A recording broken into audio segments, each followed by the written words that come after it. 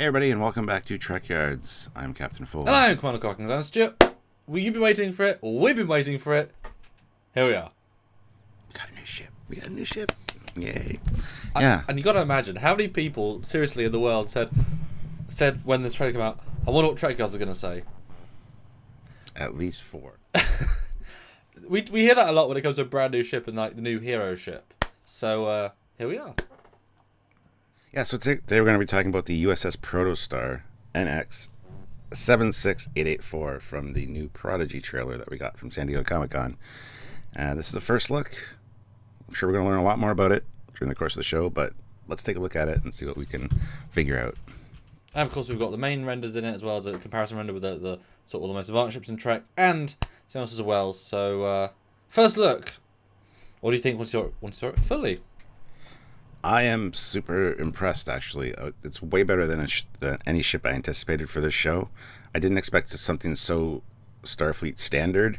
I expected something smaller, maybe Defiant-like, maybe Runabout-like.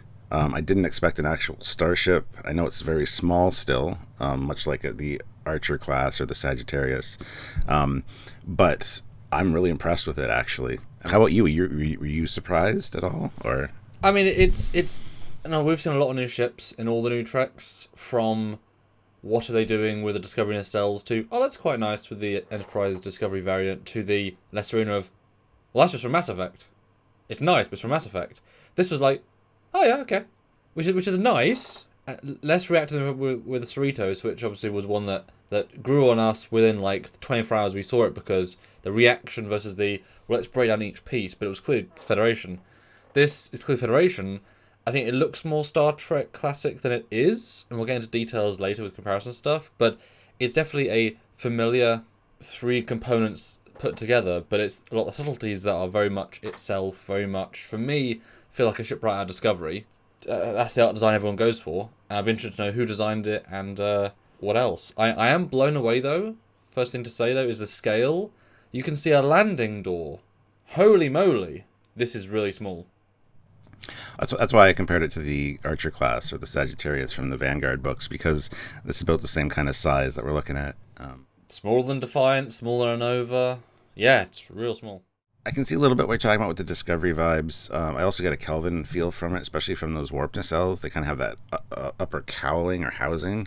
I kind of see a mix of all that and actually some Voyager or post-Voyager kind of style designs as far as shapes go, which is really cool. I do like the overall shapes. I think what stands out to me, now we don't know the class of the ship, we don't know its mission role, it's obviously experimental, but that could be experimental new warp drive, experimental new artificial gravity, it could be anything, and the kitchen sink, and it could also be older than, 76884 is a well-placed registry, but ships could have been in development for a long time, so there's quite a bit of freedom for registries. There's a general sense of when it's made, but that's not going to be made early TNG, but obviously it's small size. What stands out to me, which feels as well like the Discovery aesthetic, where they don't add the functional details, where are the RCS thrusters, where are the phaser strips, where are it's missing a lot of the things, and even, the window detail, if that top dome thing is the bridge, what would we call that, cavernous bridge, 360 open sky plan thing, then we've seen the inside and we'll look at that in a separate video. Those little white lights aren't windows, that's too big. So there aren't any windows on the ship except the top thing, except many little portholes at this big. So the window scale isn't a window scale. There's no visible anything else around it. And while it doesn't necessarily need phaser strips, without any of those elements that a functional ship would have that's in the same era, it just makes me think of, the Zhenhe or the Discovery ships where they're just missing a ton of the functional elements. It's just, and look at the detail of the environments, they're gorgeous, so this is a choice to not include them. So I'm you know what I mean, it's not connecting the way the details that it should. Yeah, I mean, there's lots of really great plate detail. Like it's a very detailed looking ship. So yeah, the fact that there doesn't seem to be any visible weapons of any kind or anything like that, the similarities between the Disco Prize and this, just especially underneath that registry number, that bank of lights, which doesn't shine on anything here. That's the irony. In the Discovery Prize, they're registry lights. Yeah. They were so obscenely big, but they had a function. Here they haven't got a function. To be fair, they could be windows. It could be like a large open hallway or something, much like on the Orville, kind of a wraparound hallway with. I mean, if they're windows, then obviously the ramp scale doesn't make sense, and the bridge scale doesn't make sense. Well, the bridge is absolutely insanely huge, because if that's a window, the bridge is, what, 3? Or it's just a window that's about this big, that's at eye level. But then all the windows are absolutely tiny. So it's a very odd ship in its function. I think if it didn't have the ramp and it was like, okay, it's a bigger ship, fine. So I'm like I say, it's not connecting me with the Trek details. You know, plate details cheap and easy and textured. Look at the Gen Hey, there's almost no detail, but it's plated. Good for them. But the base design is pretty good. And let's go to the second view, which has the back as well, because that all comes together. Nice enough, sleek, advanced looking silhouette. Very thin nacelles, pylons, but that's not the end of the world. It actually looks somewhat like the Horizon from the back, actually. Actually, quite a lot, actually. Didn't realise that. My ship, the Horizon, obviously minus the secondary warp nacelles. Wow, that is almost exactly my Horizon. Yeah, and I can just imagine what this looks like from the top to the bottom. I mean, we don't have any real views of that, unfortunately, but you always see, on the back of cars, I don't know if you have this in the UK, but you have a little fish symbol for, like, Jesus, and then you got this Trek version, which is little ship shape with the little nacelles. This is exactly the shape that it is. But yeah, it definitely has, like, that post-Voyager kind of design aesthetic, like Rick was doing at the time. It's kind of got that arrowhead look, but I love the way it tapers on the, like, it's just a beautiful shape, almost like Flight of the Navigator as well. It's got that kind of look to it, just with warp nacelles. So I'm wondering why there's registries on the side of the top. Yet another we're gonna ignore placement, like the Shinjo and some other ships. Actually, it almost seems like that top part can maybe detach and become like a scout ship of sorts. Maybe, and that's why it's got the registry on the side there. It separates right above the front registry. Just see it lift off because it looks cool. That's all, and it separates so you don't have the main registry number. So you have to have a registry number on it, just so you know. It's just missing the USS on the front. And where are the Bassards? They're flat. Maybe they were broken in the crash. Which would be cool. That could be really fun, actually. And we can see the back of the nacelles have a very Discovery-esque glow, JJ glow.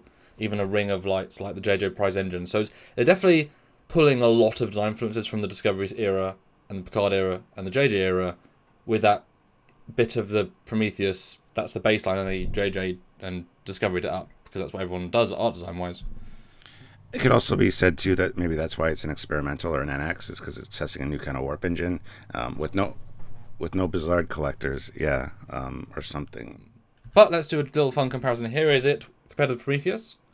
And straight aesthetic. Yeah, I mean, it seems like the scale's radically obviously different, but yes. It seems like a little bit more advanced as far as just smoothing things out go. Like, it's a few years after Prometheus, it seems like. Same shapes, but yeah, definitely a lot smaller than the Prometheus. Well, it's funny you say that, but the taper on the Prometheus is a far smoother hull. It's almost one giant curve, whereas this Proto, whatever it's called, has 3 steps, more like Discovery era. So I just say the Prometheus looks smoother. The other one looks thinner. Everything's thinner. That's just obviously the deck height is razor thin at the edge because it's not a deck.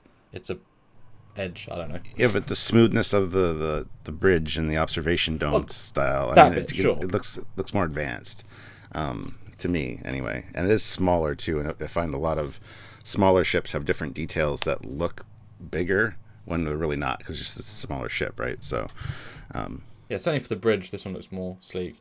And obviously the nacelles look retro sleek. The Prometheus looks more advanced because those are how the nacelles evolved, but the other ones look retro sleek because more like an advanced TOS one.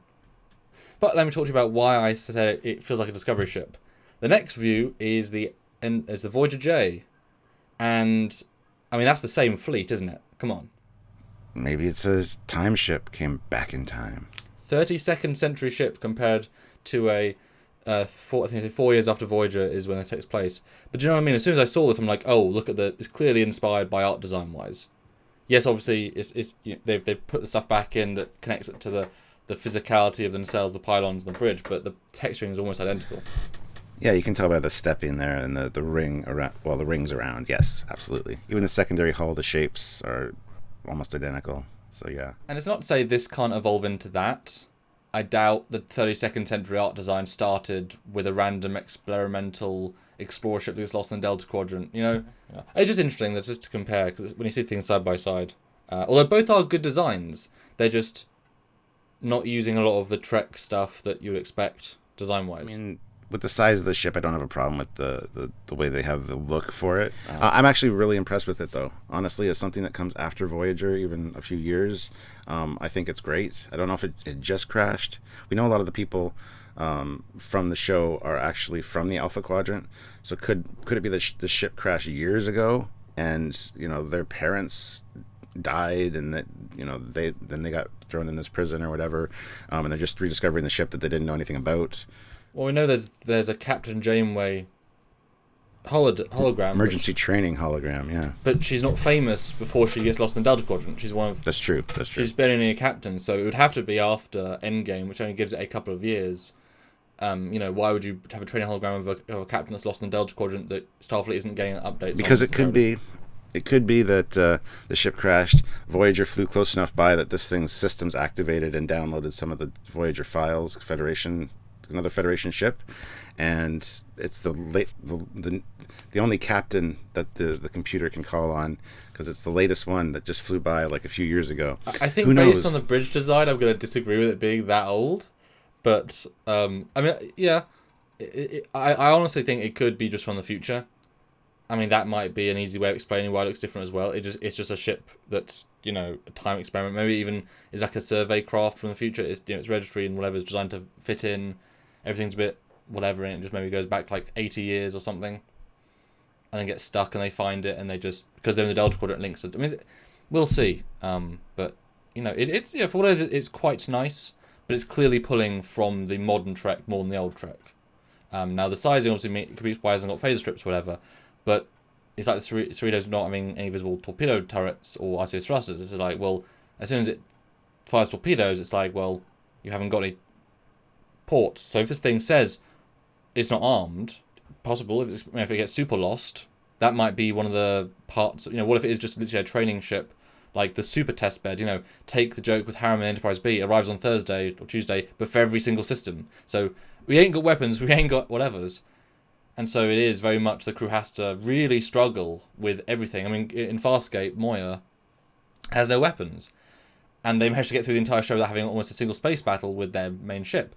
So it can work, and are we really going to have our children, people, because every single person on the crew is a child, in a space battle? Like they might be just saying, let's just not have space battles without with weapon fire. That's the thing. The show is for kids-ish, like teens or whatever. So it would make sense to almost not have weapons on the ship as a way to teach them how to deal with situations without being aggressive necessarily. It could be one of those type of deals, like they need to find other solutions to problems, which would be fun. I mean, that there are the outs for a lot of this stuff. I love the idea of having the Bassards be broken. That's a nice touch. And then you can say, well, it can't refuel properly because the Bassards are broken. Maybe they say, EMC emergency command Janeway, why are we not no fuel? Well, the Bassards get... First rule, fix the Bassards, then we can refuel. Yeah, that could be fun. We can only see one Bassard, by the way, so we don't even know if it's matching on each side. So one could be broken, yes. One could not be. Basically, we like it optimistically, as always, and definitely different, but the same, which is a decent thing to have. Yeah. So, guys, I think that's it for this first look. Take a look at for yourselves. Let us know in the comment section what you guys think about it. We'd love to hear your thoughts. Also, make sure you like the video, subscribe to the channel, because we will be doing a lot more breakdowns of things like this, plus doing lives during the week talking about the trailers. So if you're not subscribed, please subscribe, click the notification bell icon to all, and join us for those lives and just any new content that we have coming out, because we always have a lot of cool stuff, and we love ships, so we're going to be focusing on this thing the more we see it. Yes, just like with the Cerritos. And of course, if you want to support what we do, when the shows come out, we release dozens of videos, literally dozens and dozens and dozens, and incalculable amounts of videos. And support us if you can via Patreon, PayPal, Trekyards@hotmail.com, or Super Chat during the lives, which we love because it's a great one-on-one interaction. Or I guess 1 on 100, because everyone else is there to listen. But it's great, we love it, and supporting us helps because we do this because you guys help us, and we certainly do enough content to justify it. So if you can, please do. If you can't, just keep watching, and click the next video because I'm sure it will start soon. Click it, watch it, go. We'll see you then. And that's right. That's right. We're going to be looking at the bridge too in another video. So check that out as well. Yes. So see you guys later. Until then, I'm Captain Foley. I'm Kongs. Bye, guys.